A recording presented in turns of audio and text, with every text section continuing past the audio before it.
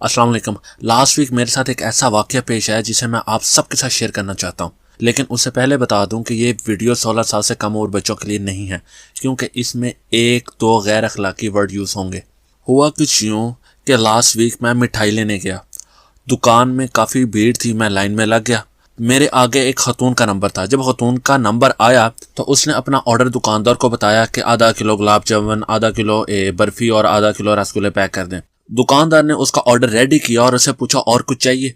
उस लेडी ने आगे से जवाब दिया, भैया और कुछ नहीं चाहिए, आप इस तरह करें, इसको ना रेप कर दें। उस बेचारी का कहना बनता था कि भैया इसको रैप कर दें, लेकिन उसने कह दिया इसको रेप कर दें। उसके ये कहने की देर थी जैसे दुकान में सारे काम छोड़ के उसी की तरफ देखना शुरू हो गए थे। इसीलिए मैं हमेशा कहता हूँ कि अगर एफर्ट डाल ही रहे हैं, अगर इंग्लिश सीखना ही चाहते हैं तो प्लीज़ सही सीखें, सही प्रोनाउंसिएशन के साथ सीखें।